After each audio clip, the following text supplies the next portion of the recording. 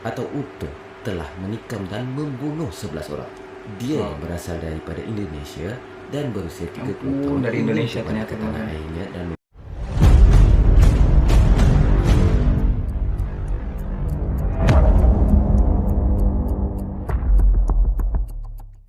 Hai teman-teman semua, kembali lagi di channel Surya Ramdhani.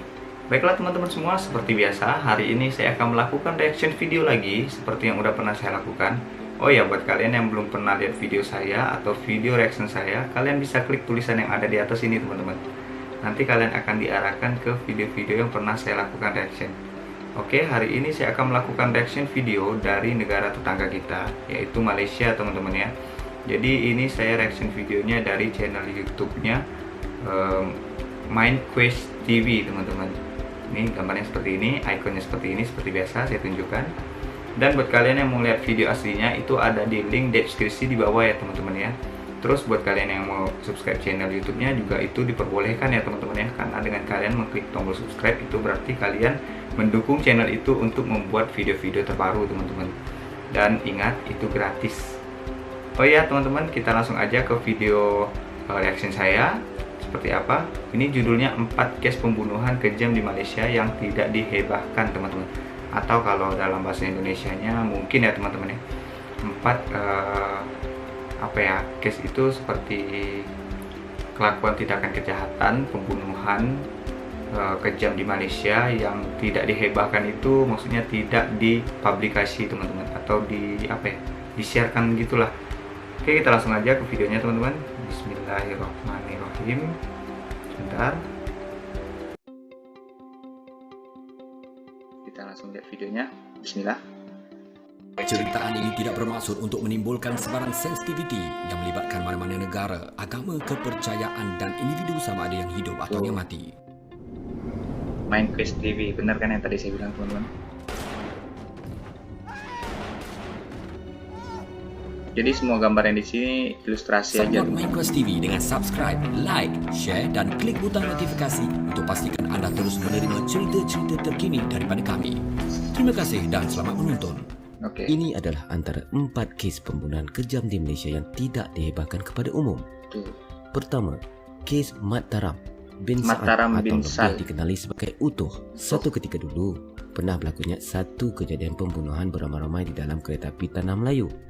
Kejadian tersebut berlaku pada tahun 1947 di dalam kereta api yang sedang menghala ke Kuala Lumpur. Mat Taram atau Utuh telah menikam dan membunuh 11 orang.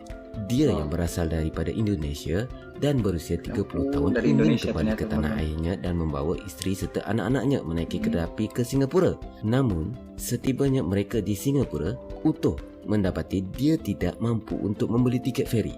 Tertekan dengan situasi yang melanda dirinya, dia dan keluarganya menaiki kereta api berpatah balik ke Kuala Lumpur. Ketika kereta api tersebut melepasi Bangi, Utuh masuk ke gerabak utama kereta api dan menikam 4 orang tentera British dengan menggunakan pisau poket. Berlaku kekecohan di dalam kereta api tersebut dan kereta api tersebut terpaksa diberhentikan secara emergensi. Disebabkan takut, Utuh kemudiannya melompat keluar dari kereta api dan melarikan diri ke dalam hutan. Dalam perjalanan melarikan diri ke kongsi atau organisasi Cina, Utuh menikam seorang lelaki dan membunuh 2 wanita tua, seorang lelaki, 3 kanak-kanak dan mencederakan 9 orang lagi. Utuh akhirnya ditangkap dan diisytiharkan mempunyai masalah mental dan dihantar ke Hospital Sakit Jiwa Tanjung Rambutan. Kes kedua pula, Zhang Lianjun. Bentar teman-teman, saya mau komentar yang tadi video yang pertama teman-teman ya.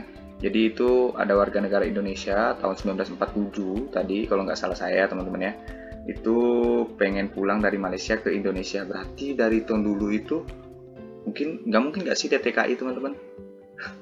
Berarti dari dulu itu memang ada ya TKI ya teman-teman ya. 1947 loh, kita merdeka aja 1945. Nah jadi dia itu mau balik ke Indonesia sampai ke Singapura pakai kereta api nih teman-teman. Dia kehabisan uang mungkin teman-teman ya. Akhirnya dia balik lagi ke Malaysia dengan anak istrinya. Nggak tahu anak istrinya dititip ke Singapura atau kayaknya dititipin lah teman-teman. Jadi dia pulang lagi ke Malaysia pakai kereta api. Sampai di sana dia mengalami gangguan mental atau gangguan jiwa. Akhirnya dia menikam masuk ke dalam gerbong, nggak tahu itu di masinisnya atau apa teman-teman, ditikam 4 orang katanya tadi. Terus dia langsung loncat lari ke hutan katanya gitu teman-teman. Tapi dia udah ditangkap, terus dia bunuh lagi orang tuh, banyak tuh, gila nih. Orang Indonesia loh teman-teman. Lanjut. Wanita wangga emas berasal dari Korea Selatan yang berusia Bentar, tadi 92 namanya tahun siapa? ditemui tidak bernyawa di sebuah hotel di Genting Kasihkan Island. ngomong nih. Wangga emas berasal dari Korea Selatan yang berusia 92 Yang- tahun ditemui tidak Siapa ini? Bentar Kes teman-teman. kedua pula Jiang Lianjun, Jiang Lianjun. seorang wanita wangga emas berasal dari Korea Selatan yang berusia 92 tahun ditemui tidak bernyawa di sebuah hotel di Genting Island.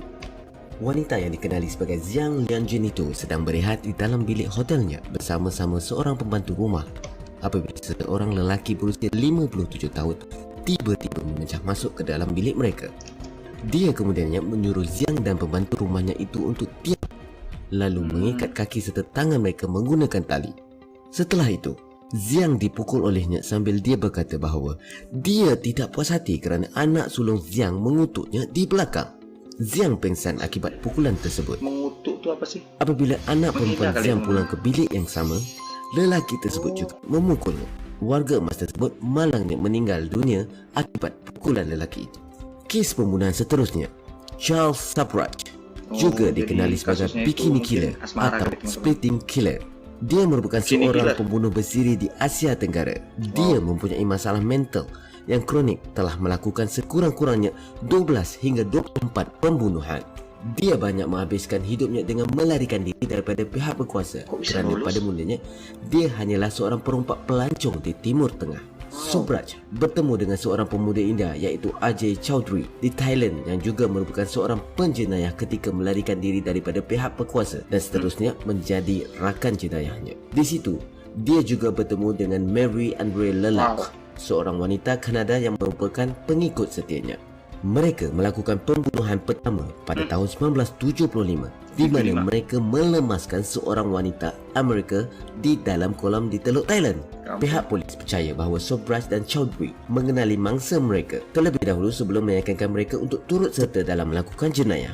Namun, jika mangsa mereka enggan melibatkan diri, itu menjadi motif mereka untuk membunuh mangsa dan mengancam akan melaporkan pada pihak polis. Pada Mac 1976, Charles kembali ke Bangkok di mana dia telah diberkas oleh polis. Namun begitu, dia dibebaskan kerana takut perbicaraan pembunuhan itu akan merosotkan industri pelancongan Thailand. Wow. Selepas daripada itu, dia Kayak melakukan perjalanan dengan Chowdhury dan Dia Lelak dilepaskan ke karena Malaysia.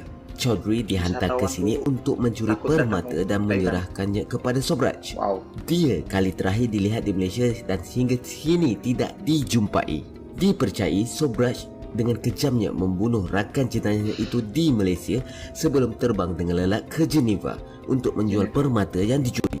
Wow. Dia terus merompak dan membunuh di seluruh pelosok dunia hingga akhirnya dia ditangkap oleh polis dan dimasukkan ke dalam penjara selama 12 tahun di New Delhi pada bulan Julai 1976. Setelah dia dibebaskan dari penjara, Bebas. dia menghabiskan sebahagian besar waktunya dengan mengenakan bayaran kepada sesiapa yang berminat untuk membuat dokumentari atau menulis buku tentang dirinya. Pada bulan September 2003, Subraj dijumpai oleh seorang wartawan di Kathmandu, Nepal yang kemudiannya memberitahu pihak berkuasa tempatan. Dia ditangkap dan didakwa dengan 2 pembunuhan yang dilakukannya pada tahun 1975 dan dijatuhkan hukuman penjara seumur hidup pada tahun 2004. Kes keempat adalah 2 pembunuhan kejam misteri yang berlaku pada tahun 2014. Terdapat 2 kejadian pembunuhan kejam yang disyaki mempunyai kaitan. Kejadian itu berlaku di Pulau Pinang pada 5 November di mana mayat seorang wanita dijumpai tanpa kepala terapung di laut selama lebih 2 minggu. Mayat tersebut berada beberapa kilometer dari Pulau Kandy. Namun malangnya, tiada sebarang maklumat pengenalan diri dijumpai padanya. Selang 3 hari kemudian, mayat seorang lagi wanita dengan kepala dan kakinya terputus, manakala badannya dibalut dengan selimut telah ditemui di dalam sebuah beg pakaian. Menurut Ketua Polis Pulau Pinang ketika itu, Datuk Abdul Rahim, ini adalah kes paling mengerikan dilakukan di tempat berbeza dan mayatnya dibuang di sini. Kes ini sehingga hari ini belum dapat diselesaikan. Wow. Macam mana cerita tadi? Okey, support Okey. Mimicast TV dengan subscribe, like, share dan klik butang notifikasi untuk pastikan anda Oke teman-teman, jadi itu tadi video dari miliknya Mimicast TV ya teman-teman ya. Sekali lagi saya ingatkan buat kalian yang mau lihat video aslinya, ada link deskripsi di bawah. Nanti kalian lihat aja di situ teman-teman. Mungkin terhalang dengan saya tadi lagi ngomong-ngomong kan, jadi kalian mungkin terganggu. Kalian bisa lihat video aslinya, nanti kalian mampir aja ke situ teman-teman.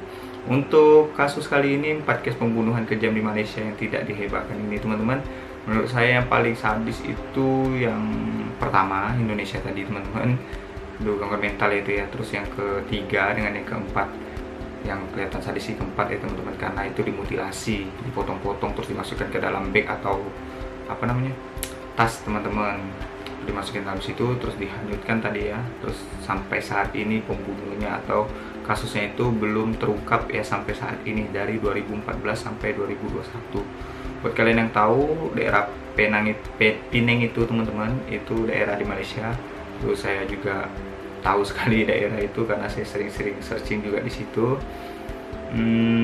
Apalagi ya, terus yang kasus yang ketiga tadi yang tentang pembunuhan yang sadis itu sampai mencuri permata, itu hebat sekali teman-teman, seperti di film-film ya. Dia itu pindah-pindah ke suatu negara terus mereka curi, akhirnya mereka curi berlian tadi atau permata di Malaysia. Oke, saya rasa sampai di situ aja dulu video reaction saya. Buat kalian yang suka, kalian bisa klik tombol subscribe ataupun like. Terus juga kalian bisa share ke teman-teman kalian. Terus berikan komentar kalian. Misalkan kalian mau komentar, bang, ini bang, reaction video ini. Nah, nanti saya akan coba untuk melakukan reaction video yang kalian mau teman-teman. Oke, buat kalian yang tidak suka, kalian bisa klik tombol dislike dan jangan share video ini karena ini tidak ada unsur pemaksaan ya teman-teman ya. Di sini saya hanya ingin menampilkan video reaction ada. Mungkin kalian ada video yang mungkin kalian tidak tahu, terus dengar reaction saya ini kalian tahu, oh ada video ini, terus kalian bisa pergi ke channel YouTube aslinya seperti ini ya teman-teman ya. Oke, sekian dulu video dari saya. Jangan lupa teman-teman buat kalian untuk selalu menerapkan 3M, mencuci tangan dengan sabun, menjaga jarak ya teman-teman ya, minimal 1 meter dengan orang lain yang tidak kalian kenal. Terus juga kalian harus menggunakan masker ya teman-teman ya di saat kalian berada di tempat-tempat umum ataupun berada di tempat ramai. Sekian dulu video dari saya Surya Ramdhani dan bye-bye.